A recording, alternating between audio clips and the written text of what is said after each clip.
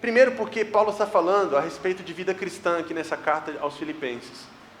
E é muito difícil desassociar a vida cristã da vida comunitária coletiva da igreja. É uma coisa que, assim, somente pessoas que estão muito traumatizadas com a relação com a igreja, e eu super entendo isso, tá? Volta e meia chega gente aqui e eu pergunto, você tem alguma relação com a igreja? Você pertence a alguma igreja? Você já foi de alguma igreja? A pessoa diz, não, tem 10 anos, 20 anos, ou passei muito tempo atrás e tal, né? E agora estou tentando uma reaproximação. E eu entendo, porque, infelizmente, muitas pessoas viveram relações ruins com a igreja. Geralmente, o que a gente faz quando a gente percebe uma relação ruim com a igreja? A gente tenta, de alguma maneira, dissociar a vida da igreja da vida cristã. E a gente começa a buscar uma tentativa de vivenciar a prática cristã sozinho, né? Todo mundo já viveu isso, eu acredito. Pelo menos quem já teve trauma com a igreja, né? Saiu da igreja e falou assim, quer saber? Minha igreja é minha casa, tal. Então eu vou cultuar com a minha família e tal. Eu também já tentei isso, é um desafio, não é completo essa relação. Porque isso aqui, existe uma diferença nisso aqui. Existe uma atmosfera nova nesse ambiente. Existe uma diferença entre você... Eu já falei sobre esse exemplo e cito ele sempre. Você pode perceber isso quando você assiste um culto online e quando você assiste presencial, não é verdade? Você que está assistindo aí online, aí, você sabe, não é a mesma coisa. Você acompanha o que está acontecendo para não perder a série de mensagens, aquela coisa. Mas estar aqui junto é outra parada. Sentir o calor humano. Aquilo que Deus está fazendo no nosso meio. E principalmente perceber Jesus ser manifesto na vida do próximo. Senhor, nós queremos te ver, a gente ora. E Ele diz, olhe para o lado. Porque é nesses rostos aqui, nesses rostos em que Ele se revela. Então Paulo insiste muito nesse tema. Ele fala, olha, de tudo que eu fiz por vocês... E da relação que nós temos, se existe consideração da parte de vocês por mim, para vocês completarem a minha alegria, eu vou pedir uma coisa a vocês: mantenham-se unidos. E é engraçado porque, assim, essa não é uma carta sobre unidade da igreja, mas ela vai abordar esse tema. E Paulo está falando isso porque a igreja dos Filipenses, ela não é uma igreja que está fora do propósito. Ela é uma igreja que está fora de sincronia. E isso é uma tentação para todos nós que vivemos em comunidade. Todos nós podemos ser bem intencionados, todos nós podemos estar tentando fazer a nossa parte, mas se não estivermos unidos em um propósito único, a gente não vai ter o mesmo impacto de uma comunidade.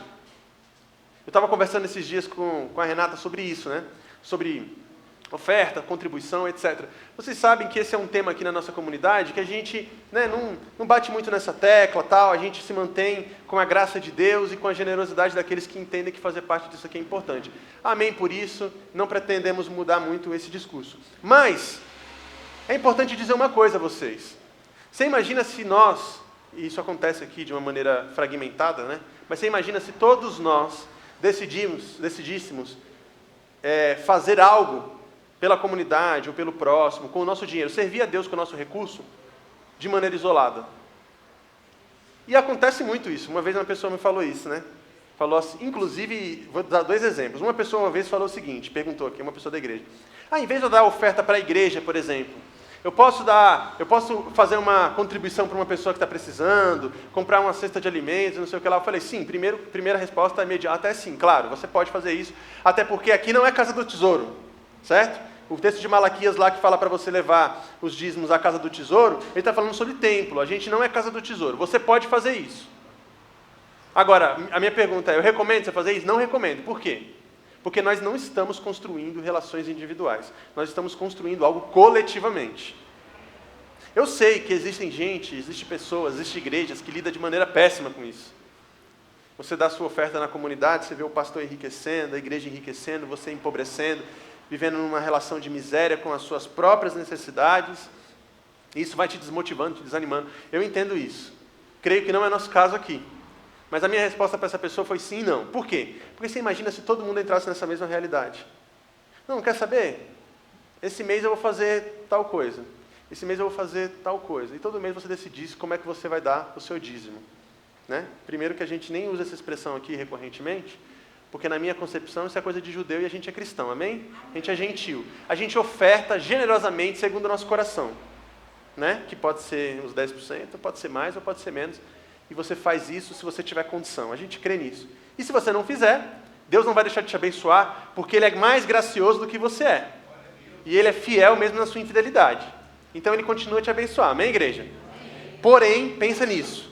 Construção coletiva é a gente se reunir aqui nesse espaço e entender que a igreja, ela tem demandas da comunidade.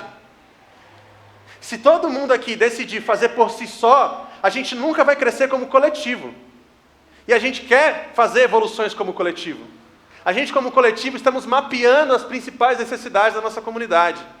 A gente, como coletivo, estamos vendo a necessidade de investir na estrutura, de investir em pessoas, de investir nas demandas da comunidade, dos irmãos que estão passando necessidade, daquele que está com fome, daquele que precisa de apoio, daquele que precisa de um suporte para pagar um aluguel. Nós estamos tentando fazer isso como comunidade. Se cada um faz do seu jeito, não deixa de ser legítimo, mas não é uma construção coletiva.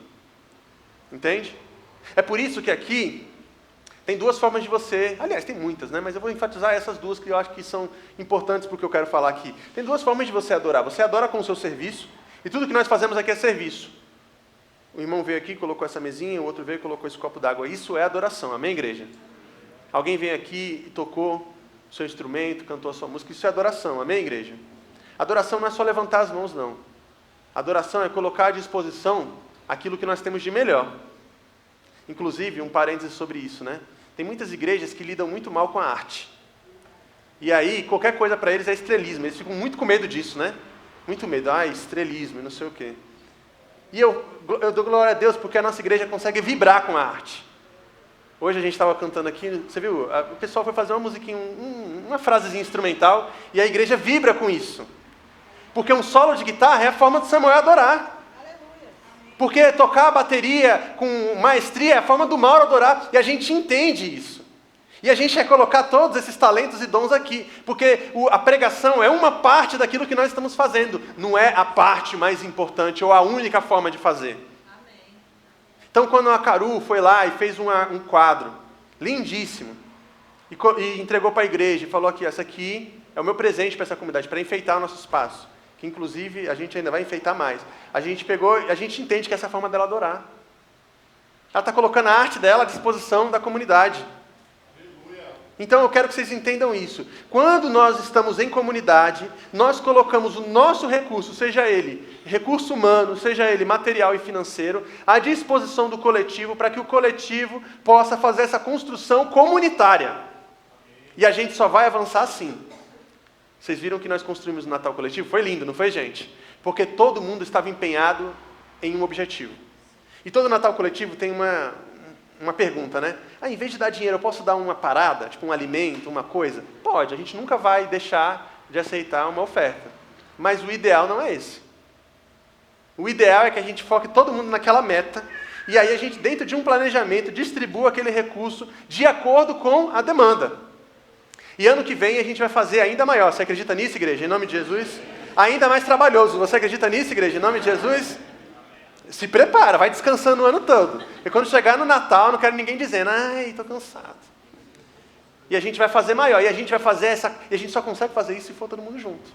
Então Paulo está dizendo isso. Olha, se eu puder pedir alguma coisa para vocês, mantenham-se unidos. A vida cristã e a vida comunitária tem muito a ver, né?